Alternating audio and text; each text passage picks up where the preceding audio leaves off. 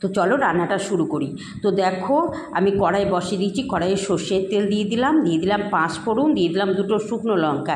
ওটা ভালো করে ভেজে নেব। এদিকে দেখো 2টো কাঁচা আম তোমাদের দেখিয়ে দিলাম, আর এই কাঁচা আমটা কেটে ধুয়ে আমি কড়াইয়ের মধ্যে দিয়ে দিলাম। এই কাঁচা আমটাকে আমি এখন অনেকক্ষণ ধরে নেড়ে নেব।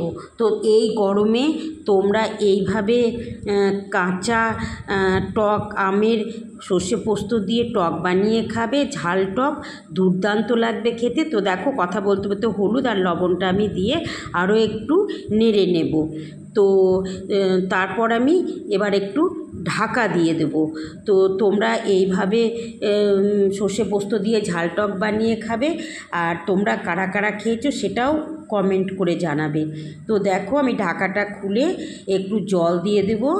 এরপর আমি দিয়ে দেবো সর্ষে লঙ্কা আর কাঁচা লঙ্কা আর পোস্ত বাটাটা। তো আমার এই ঝাল টক তৈরি কাঁচা আমের। তো তোমরা এইভাবে বানিয়ে খাবে, ভালো লাগলে আমাকে অবশ্যই কমেন্ট করে জানাবে। তো দেখো কাঁচা সর্ষের তেল দিয়ে আমি যে ঝাল টকটা নামিয়ে নিলাম। তো সত্যি বলছি, গরম ভাত দিয়ে থাকে যদি সর্ষে পোস্ত কাঁচা টক আমের এই ঝাল টক, ভাতের সঙ্গে আর কিছুই